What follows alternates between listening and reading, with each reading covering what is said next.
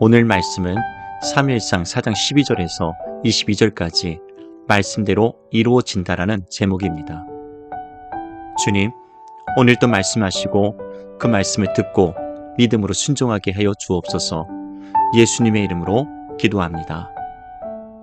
하나님은 말씀하신 대로 이루십니다. 축복이든 재앙이든 반드시 이루어 가십니다. 그럼에도 누구나 회개하고 돌이킬 때 하나님은 자신의 뜻을 돌이키사 은혜 베푸시길 원하십니다. 첫째, 말씀대로 산 인생의 끝은 축복입니다. 12절에 당일에 어떤 베냐민 사람이 진영에서 달려나와 자기의 옷을 찢고 자기의 머리에 티끌을 덮어쓰고 실로에 이르니라.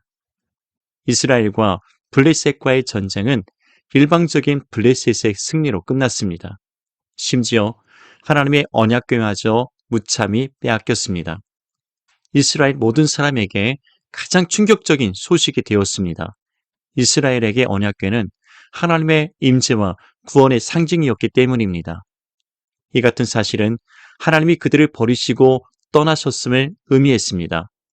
이는 전쟁에서 무참히 패한 것보다 훨씬 더 큰 충격 그 자체였습니다. 당일에 어떤 베냐민 사람이 진영에서 달려나와 당시 이스라엘이 진을 쳤던 예벤 에셀에서 실로까지는 대략 35km가 넘습니다.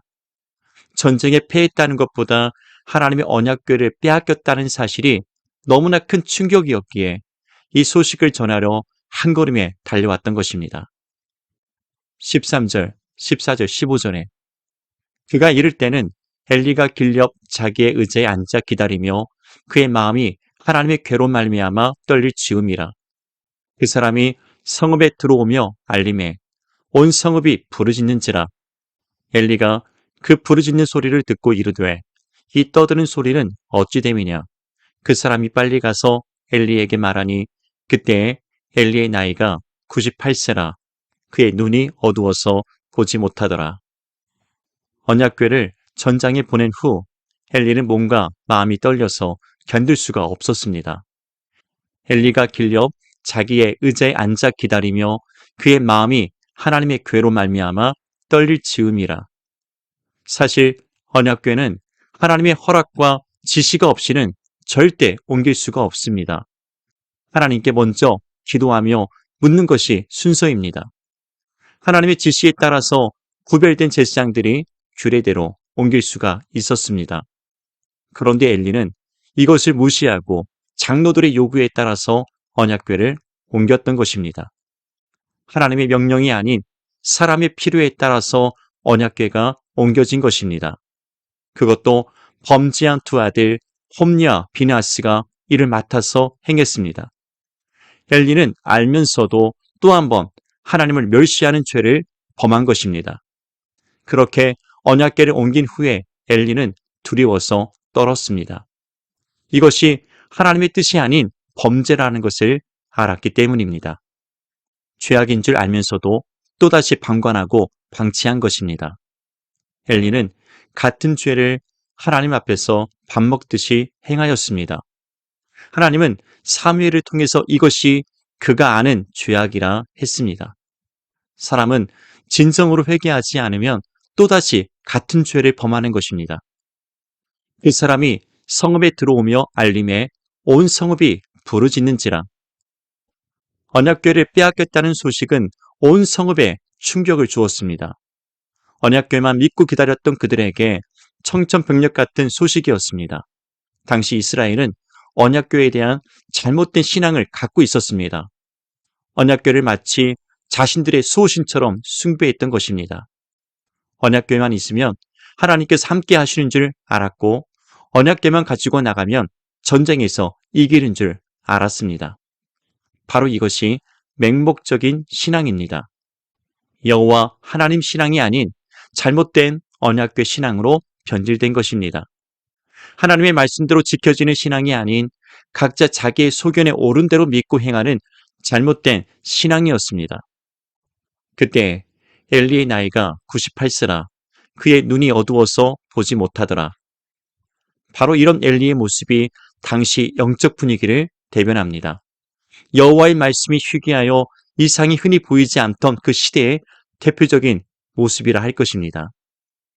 17절, 18절에 소식을 전하는 자가 대답하여 이르되 이스라엘이 블레셋 사람들 앞에서 도망하였고 백성 중에는 큰 살육이 있었고 당신의 두 아들 훔니와 비나스도 죽임을 당하였고 하나님의 궤는 빼앗겼나이다.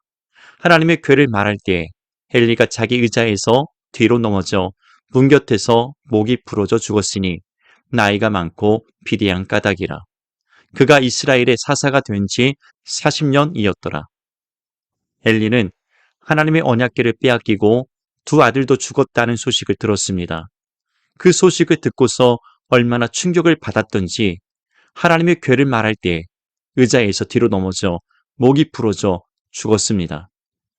하지 말았어야 될 일을 한 것에 대한 죄책감에서 두려워 떨었던 엘리는 결국 두 아들과 함께 한날에 죽임을 당했습니다. 하나님께서 말씀하신 대로 엘리 집안에 대한 심판의 표징이 된 것입니다. 하나님은 말씀하신 대로 행하십니다. 그가 이스라엘의 사사가 된 지 40년이었더라. 비록 엘리가 40년 동안 사사로서 있었고 제사장으로서 한평생을 살았지만 그의 말로는 이렇게 비참하게 끝났습니다. 그의 가정도 마찬가지입니다. 대부분의 지도자들이 자신의 실수와 범죄를 인정하지 않다가 말년에 비참하게 끝나는 경우들을 봅니다. 엘리는 같은 실수를 반복했지만 하나님 앞에서 한 번도 회개하지 않았습니다. 하나님의 말씀대로 행하지 않고 자기 소견에 늘 옳은 대로 행하였습니다.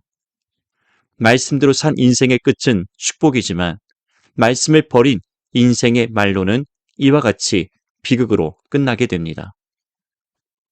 말씀대로 살지 않고 내 주관과 소신대로 살아간 적은 없습니까? 둘째, 말씀대로 사는 가정은 기쁨과 소망이 있습니다.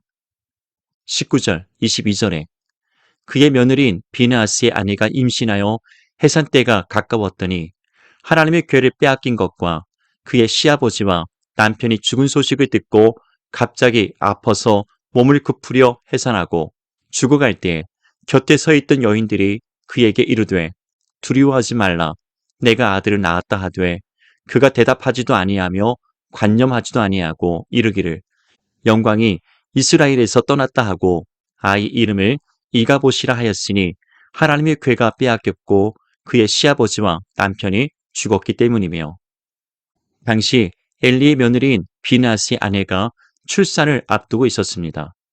그러나 가족 모두가 죽고 언약궤를 빼앗겼다는 소식을 듣고서 큰 충격을 받았습니다. 너무나 큰 충격에 죽어가면서 자식을 낳았지만 아들을 낳았다는 소식에도 기쁨을 얻지 못했습니다. 오히려 살아갈 소망을 잃어버렸습니다. 언약궤도 빼앗기고 가족 모두가 죽은 상황에 살아갈 용기를 얻지 못했을 것입니다. 얼마나 절망스럽고 소망이 없었던지 죽어가며 낳은 자식의 이름을 이가봇이라 지었습니다. 이는 하나님의 영광이 떠났다는 의미입니다. 사실 하나님의 영광만 떠난 것이 아닙니다. 한 가정의 소망도 자신의 소망도 아이의 소망도 다 잃어버렸습니다. 말씀대로 살지 못한 한 가정의 말로가 이렇게 비참하게 끝이 났습니다. 이 모든 일이 바로 한 사람 엘리 제사장의 죄악으로부터 시작된 것입니다. 바로 그 죄악은 하나님을 존중히 여기지 않고 멸시한 죄입니다. 두 아들의 죄악을 눈감고 방치한 죄입니다. 그 죄악을 알고서도 회개하지 않은 죄입니다. 하나님께 구하며 말씀대로 행하지 않고 자기의 소견에 옳은 대로 언약궤를 옮긴 죄입니다. 하나님은 그런 엘리의 가정을 오래 참고 기다리셨습니다. 엘리와 두 아들이 악을 행하고 있을 때도 하나님의 사람을 보내어서 경고하셨고 사무엘을 통해서도 말씀하셨습니다.